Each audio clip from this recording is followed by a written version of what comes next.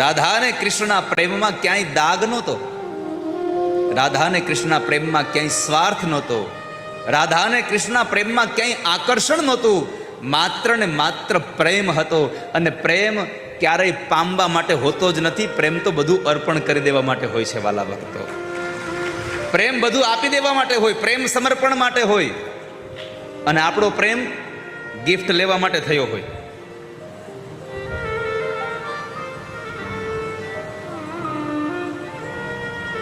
Gift આપે એટલો પ્રેમ નક્કી થાય.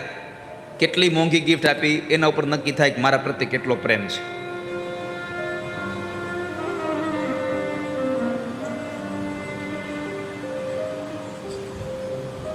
આ દુનિયામાં પ્રેમ કશું ચાહતો જ નથી, કેવલ વ્યક્તિત્વને ચાહે છે. પ્રેમ કઈ રૂપ જોઈને ન થાય, પ્રેમ ગુણ જોઈને થાય. અને તોય અત્યારના જુવાનિયા એમ કે અરે અમારે તો રાધા કૃષ્ણ, વળી પાછો બકો બકીને રાધા કહીને બોલાવે અને બકી બકાને કાનુડો કહીને બોલાવે. હા, આ દકો ને દકી ક્યાંથી એવું હળ નથી ઉઠતી હજી તો.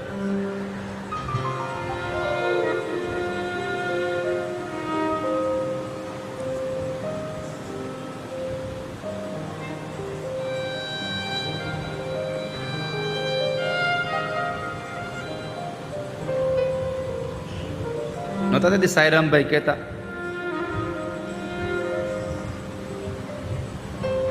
એના ઘરવાળાને કહેતી બેબી જમી લે. અરે હું બેબી જમી લીધું.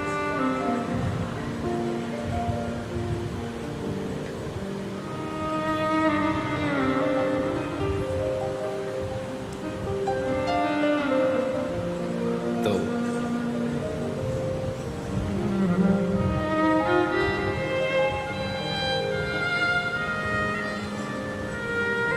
ભગવાનનો પ્રેમ હતો, એ પ્રેમ આપણો ન થઈ શકે. એ તો આપણે ખાલી આપણી હાથે બિરુદ લઈ લઈએ છીએ.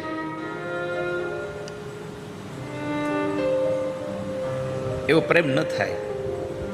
અને કોઈ દી કેવું નહીં કે આપણે રાધા કૃષ્ણ જેવો પ્રેમ છે. રાધા કૃષ્ણનું રૂવાડું ન હોય.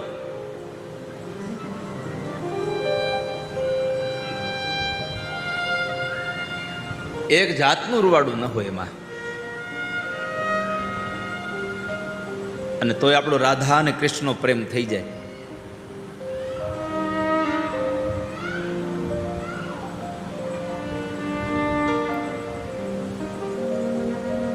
પરમાત્માનો પ્રેમ વિશુદ્ધ હતો. અને એ ઠાકોરજીએ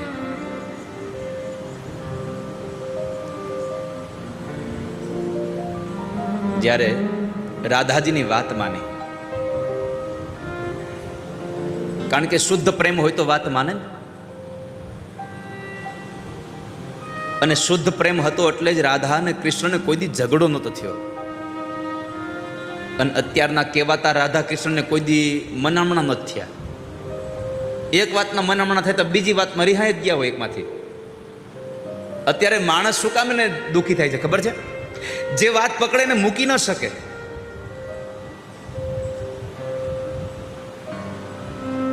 પગમાંથી પગમાં કાંટો વાગ્યો હોય અને એ કાંટો વાગ્યા પછી નીકળી ગયો એને મહિના 2 મહિના થઈ ગયા હોય, અને આપણા રસ્તા ઉપર જતા હોય કાંટો જોઈ ને અરે અરે આ ગોલજો મને કાંટો વાગ્યો તો મને ખબર છે. 2 મહિના પછી પાછી કાંટાની વેદના યાદ કરે. એટલે દુઃખી થાય છે માણસ. રાત ગઈ સો બાત ગઈ, એને જવા દો. પણ આપણે એને જવા જ ન દઈ શકીએ, છોડી જ ન શકીએ. આ વિશુદ્ધ પ્રેમ હતો રાધા કૃષ્ણનો. તો એ રાધાજીએ ભગવાનને કહ્યું પ્રભુ રાસ રમાડો ને. ભગવાન પીતારાત્રિ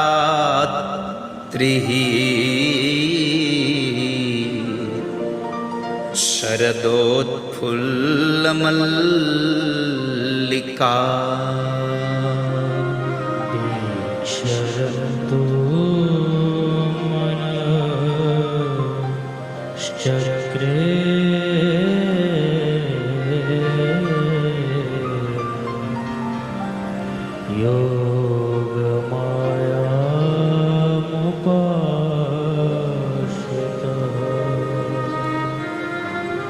તમારે લાલા કેવું ખબર છે, પેલા મજૂર જાતો હોય ને કામે, તો એની સામે સાપ બેઠો હોય એટલે ધીમો ધીમો હાલે. હાંજે બરાબર સાપ વાહે થાય એટલે દોડથી ચાલે. ભગવાન પી તારાત્રિ શરદોદ ફૂલ મલ્લિકા, હે ને? તને કથા સાંભળાય તો નકર આમ ને મોલા કાનમાં આમ ઓલા ભરાવી રાખશો ને તો કથામાં હાથ દી ઉભા રહો તો સારું નહીં થાય તમારું. લાવ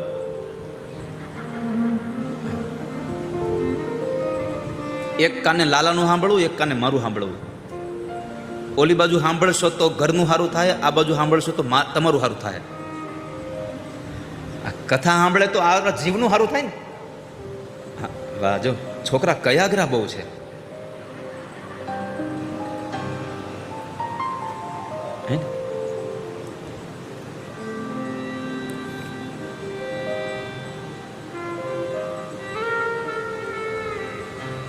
આવા છોકરા ગોતવા કામ હાટું કયાગ્રા હોય એવા.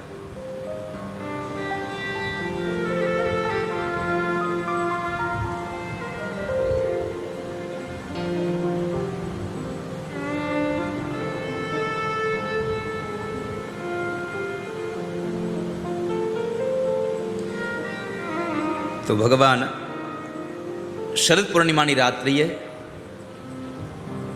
વનમાં જઈને વેણુ નાદ કરે છે પ્રભુ ઠાકોરજી. અને એ વાંસળીને સાંભળી અને જ્યારે ગોપીઓ તન્મય બનીને નાચે છે, તન્મય બનીને ગોપીઓ ભગવાનને મળવા માટે નીકળે છે.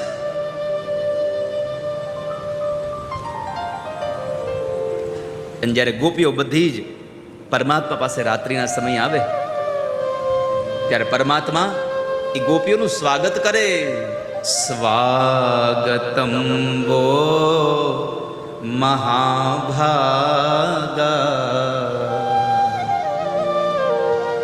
પ્રિયમ કિમ કરવાણિવ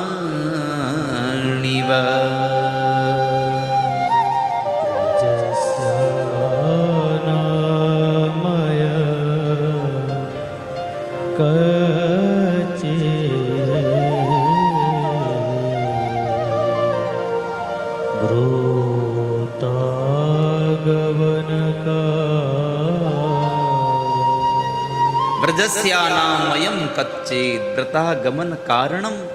ભગવાને જ્યારે સ્વાગત કર્યું ગોપીઓનું, વાંસળી વગાડી અને પરમાત્માની વાંસળી સાંભળીને અડધી રાતે ગોપીઓ જ્યારે ભગવાનને મળવા માટે આવે છે ત્યારે પરમાત્મા એનું સ્વાગત કરે છે. આવો હે મહાભાગ્યશાળીઓ, હે આવો, હું તમારું શું પ્રિય કરું. પ્રિયમ કિમ કરવાણીવ, હું તમને શું પ્રિય આપું. અને પછી ભગવાને કહ્યું વ્રજસ્યાના મયમ કચ્ચિદ વ્રતાગમન કારણમ. એ વ્રજાંગનાઓ, અડધી રાતે કેમ આવ્યું છો અહીંયા? અત્યારે તમે તમારા પતિ પાસે શોભો, અહીંયા ન અવાય. તમારે સ્ત્રીઓનો ધર્મ છે રાત્રિના સમયે ઘરની બહાર ન નીકળવું.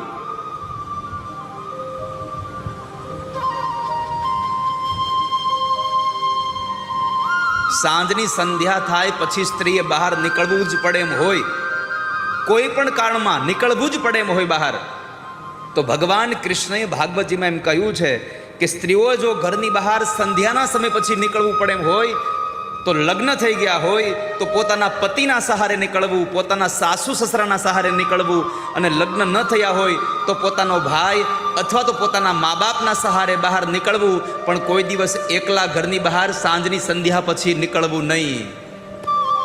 અને અત્યારે તો રાત્રે 2 વાગે દીકરી આવે તો કોઈ પૂછવા વાળું જ નથી રહ્યું. અને પાછા આપણે કહીએ જરાક ધ્યાન, અરે છોકરાઓને ફ્રીડમ તો આપવી જોઈએ ને. આ તમારી ફ્રીડમ પછી તમને ફ્રીજ કરી દે. હાવ તમને ફ્રીજ કરી દેશે, યાદ રાખજો. મારો વિરોધ નથી તમને કે તમે તમારા છોકરાઓને કંઈ ના આપો. અત્યારના યુવાનો કદાચ આ વાતને ઊંધી ન લઈ જશો, પણ યાદ રાખજો તમારી ઉપર કોઈ ધ્યાન રાખવા વાળું માણસ જતું રહ્યું, તમને કોઈ ટોકવા વાળું માણસ વયું ગયું, એટલે તમારી જિંદગી આજ નહીં તો કાલ એક વખતના સમય ખાડામાં જઈને ઊભી રહેશે. યાદ રાખી લેજો. તમને આપણને ટોકવાવાળો માણસ જોઈએ, આપણને કહેવાવાળું હોવું જોઈએ કોઈ, કે આમ ન કરશો, આમ ન થવું જોઈએ. જ્યારે આપણી ઉપરથી કોઈની નજર હટી જાય છે, આપણને કોઈ કહેવાવાળું, કોઈ રોકવાવાળું વયું જાય છે, ત્યારે આપણે સ્વતંત્ર બનીએ છીએ. અને આપણી સ્વતંત્રતા ત્યારે સ્વચ્છંદતામાં બદલી જાય છે. અને એ સ્વચ્છંદતા આપણને કેટલાય પ્રકારના ખાડાઓમાં નાખી દે છે.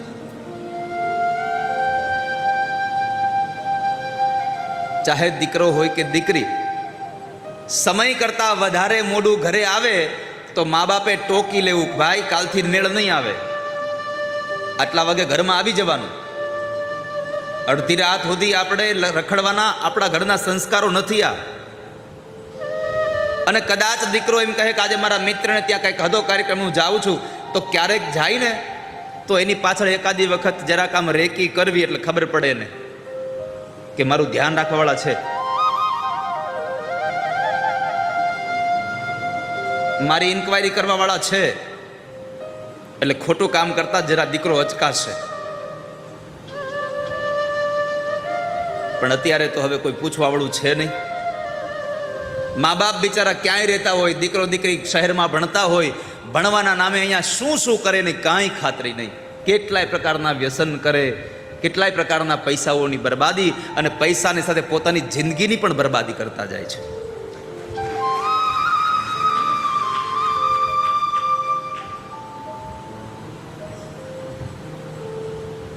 દીકરી 2-5 વર્ષ બહાર ભણી લે, દીકરો 2-5 વર્ષ બહાર ભણી લે, પછી આપણે કહીએ કે હવે તારો વેવિશાળ ગોતી નાખે બેટા, તો શું કે ના હો, મેં મારું ગોતી લીધું છે. અરે તારી ભલી થાય, આ જન્મ તને એટલા આપ્યો તો. યુવાન ભાઈ બહેનોને તૈયાર સાંભળજો કાન ખોલીને. તમારા મા બાપ મહેનત કરી અને પૈસા કમાઈને તમને ભણવા માટે શહેરમાં મૂકે, તમારી માથે ભરોસો મૂકે,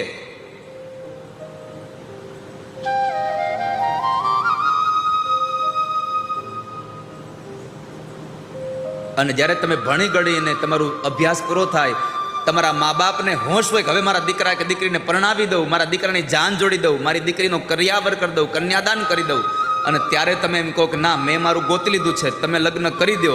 મા બાપને પાત્ર ગમતું ન હોય અને પછી તમે તમારી જાતે જ્યારે લગ્ન કરી લો છો, મા બાપને કન્યાદાનનો સમય નથી આપતા, મા બાપને દીકરાને વહુની જાન પરણીને આવે એને પોખવાનો સમય નથી આપતા, તો તમારું ભણતર બધું જ ધૂળમાં ગયું છે, તમારી જિંદગી ધૂળમાં ગઈ છે. યાદ રાખજો.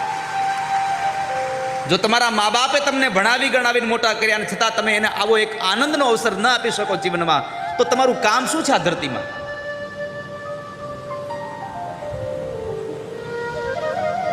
તમારી માથે વિશ્વાસ મૂક્યો એનું દુઃખ થશે. ક્યારેક ક્યારેક આપણને જીવનમાં થાય છે, આપણો વિશ્વાસઘાત કરે કોઈ, ત્યારે શેનું દુઃખ લાગે? તે મારો વિશ્વાસ તોડ્યો એનું દુઃખ નથી મને, તે મારો વિશ્વાસ તોડ્યો એનું દુઃખ નથી મને. દુઃખ તો મને એ છે કે મેં તારો વિશ્વાસ કર્યો, મેં તારો વિશ્વાસ કર્યો એનું દુઃખ છે મને. તે તોડી નાખ્યોનું દુઃખ નથી મને. આ દુનિયામાં જિંદગીને એક વસ્તુ શીખવાડી રાખજો, હું કોઈનો વિશ્વાસ નહીં તોડું ક્યારેય. હું ભલે તૂટી જાઉં, મારો વિશ્વાસ, મારા ઉપર મૂકેલો વિશ્વાસ નહીં તૂટવા દઉં કોઈનો. પણ આ દુનિયામાં વિશ્વાસ તોડવો એટલે જાણે ઓલી હળી તોડવા જેવું છે અત્યારે.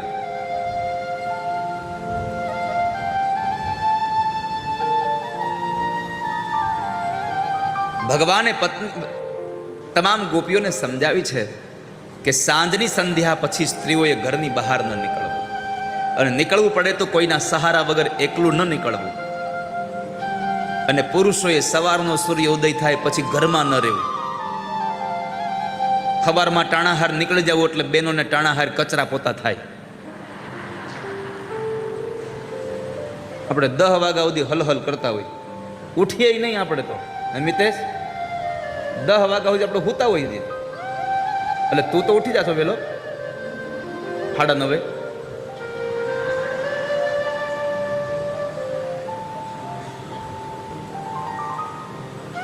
તને ખબર છે તને કેટલા લોકો ઓળખે છે? બધા કહેતા છે આવડું આ દાદાની નજીક લાગે છે, કાંઈ વારે વારાનું નામ લે છે. નરેશભાઈ યાદ રાખજો, તમે બધાય મારી નજીક હોવ કે ન હોવ, હું તમારા બધાની બહુ નજીક છું. યાદ રાખજો વાલા ભક્તો. પણ આ તો છોકરાઓ રોજ મારી હારે રહે, જ્યારે ફોન કરું ત્યારે આવી જાય, જેમાં કરવા વગરના વહી આવે મારી પાસે. એટલે મને આ છોકરાઓ વધારે ગમે છે બધા. બાકી તો મારે આ કેતનભાઈ આખી ટીમ જુઓ, અહીંયા આખી ટીમ બેઠી છે. આ છોકરાઓ બધા એવા છે કે એક ફોન કરીએ અને હાજર, એક ફોન કરીએ અને હાજર. પોતાના બધાના પોતે વ્યવસાય છોડી અને સાયન્સ સિટીને એક સારી કથા મળે એના માટે આટલા મહિનાઓથી દોડતા હતા છોકરાઓ. અને કથા આજે પૂરી થઈ જાય. આજે 6ઠો દિવસ પૂરો. કાલે સવારમાં 9 વાગે કથા છે. કાલ બપોર 3 વાગે આવતા નહીં ક્યાંક અહીંયા.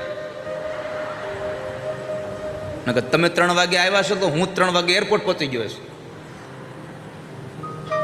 કાલે સવારમાં 9 વાગે કથા છે. 9 વાગ્યાથી લઈ અને 12 વાગ્યા સુધીની કથા, 3 કલાકની. 9 થી 12ની કથા છે. એટલે તમે જરા કાલ સવારે વહેલા ઉઠી વહેલું કામ પતાવી લેજો. કેમ કે છેલ્લા દિવસે કથા સાંભળવી બહુ જ અગત્યની છે. છેલ્લા દિવસની કથા સાંભળવી ખૂબ અગત્યની છે. એકાદશમા સ્કંદમાં ભગવાન કૃષ્ણ ઉદ્ધવજીને જે સંવાદ કરે છે એ સંવાદ સાંભળવો આવશ્યક છે. તો તમારું 7 દિવસનું અનુષ્ઠાન સમાપન થાય છે.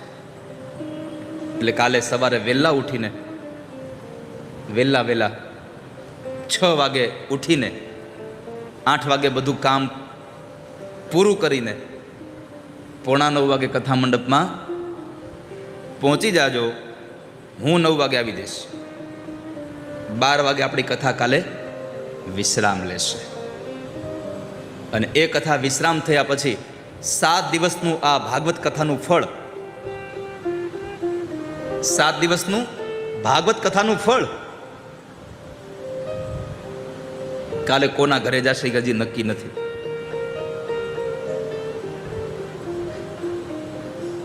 આ ભાગવતજીને છેલ્લા દિવસે આપણી ઘરે લઈ જવા માટે આપણે આખી કથા કરવી પડે. છેલ્લા દિવસે આપણી ઘરે પહેલા અહીંથી જ લઈને સીધું આપણી ઘરે જવું હોય તો આખી કથા કરવી પડે. હવે આખી કથા કરો તો કેટલા ખર્ચા થાય?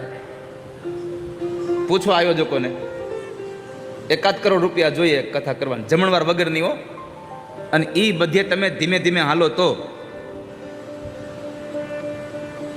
બાકી પછી તમને એમ થાય કે હવે ભલે જે થવું એ થાય. અને ખૂબ તમે ભાવથી પૈસા વાપરો તો કેટલાય પહોંચે નક્કી નહીં. પણ આટલા મોટા માંડવા નાખો ને આવું બધું તમે શણગારો. આમ જો આ મંડપ તો જો શણગાર્યો છે, આ બધે હાચા ફૂલ છે લા? હે કે 50-50 છે?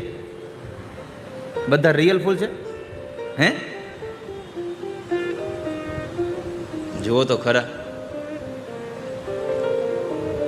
આ 203 કથા પૂરી થાય આવો મંડપ પહેલી વાર આવ્યો આપણે, નહીં? આવો મંડપ પહેલી વાર આવ્યો છે. કથાઓ તો 203 થઈ. માતાજી કહેતા છે આજે બરાબરનું અહીં છે લ્યો.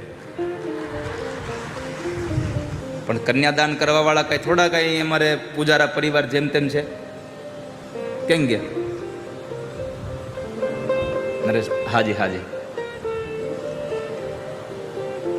કન્યા પક્ષે અમારે તો વિદર્ભ દેશનો રાજા ભીષ્મક એની દીકરી રૂકમણી પરણે. હવે રાજાની દીકરી પરણે પણ આખી દુનિયાનો રાજા પાછો પરણો આવે છે, એટલે એના પ્રમાણે કરવું પડે ને અમારે.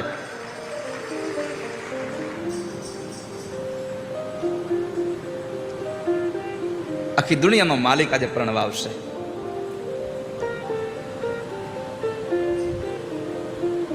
તો કાલે સવારે 9 વાગે આપોથી બપોરના 12 વાગે જશે જ્યાં ઠાકોરજીને જવું હશે ત્યાં. એટલે મારો મૂળ કહેવાનો ભાવ એ હતો કે 1 કરોડ કરતાં વધારે પૈસા તમે વાપરો સંપત્તિને, ત્યારે ભાગવતજી તમારા ઘરે લઈ જવા માટે તમને અવસર મળે. હવે અહીંયા તો આપણે મુખ્ય યજમાન કોઈ હતા નહીં, એટલે એનો ચડાવો ચાલુ છે. ચડાવો જ્યાં પહોંચે, છેલ્લો ચડાવો જેનો હશે એ લઈ જશે. ભગવાનને જ્યાં જવું હશે એને નક્કી કરી રાખ્યું છે કે મારે આના ઘરે જવું છે. કાલે છેલ્લો બોલ કંઈક 5,55,555 રાજુભાઈ ઠક્કર પરિવારનો હતો.